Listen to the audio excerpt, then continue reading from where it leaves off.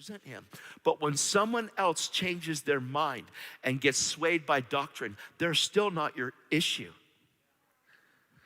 The issue is the demonic is trying to infiltrate in any way they possibly can.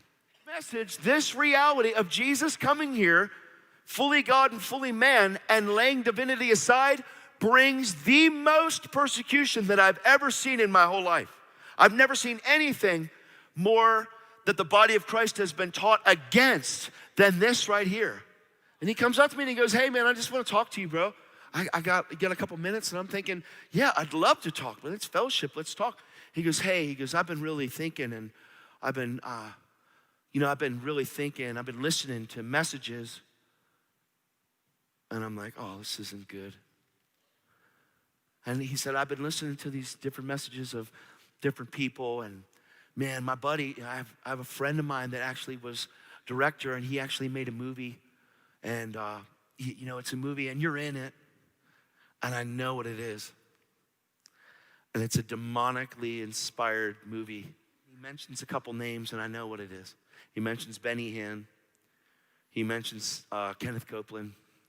He mentions Robert Morris. He mentions Bill Johnson. And I'm like, gosh, these are friends of mine. In cahoots with Kenneth Copeland. I'll never talk to you again. You're a false sheep. What is wrong with people? Listen to me. This is crazy. Yeah, I went and spent time with Kenneth. He came here and did a video. We lost like all kinds of partners. People were like, I'll never partner with you again. You're in cahoots with a false prophet. Kenneth Copeland has donated more than $70 million to Reinhard Bonnke's ministry. Some of you are even thinking right now, like, oh, this is crazy. You better be careful that you don't just listen to what everybody else, you better hear the Lord. You better hear the Lord. You better know what you're talking about. You better have stone cold proof of somebody's like demonic whatever that you might be assuming. Presumption is sin. No, I went up into my room. I shredded that DVD. I threw it away. I shredded the letter. I threw it away. And the next day I talked to this man. I said, I just want to thank you, bro. He said, for what, man? He's thinking, wow, you watched it. Awesome, man. What'd you think? I said, I want to thank you for bringing me and making me more aware that I just need to step it up a notch, bro. Because the gospel isn't American. The gospel is worldwide. There's only one name that saves, and he paid a price for us to all be free. There's no way that I would watch that DVD, bro. But I want to thank you so much for intensifying my focus.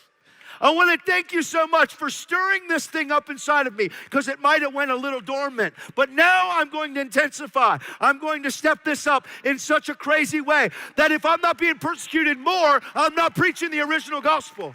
I will not water this thing down. Thank you, bro. Thank you for what you've done for me. Thank you for giving me the truth that sets people free.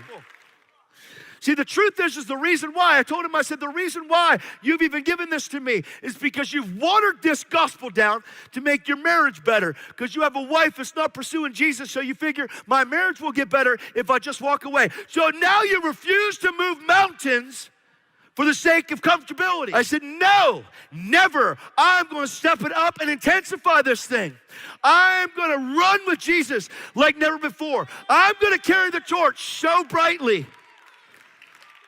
I am going to start fires wherever I go. Really relevant.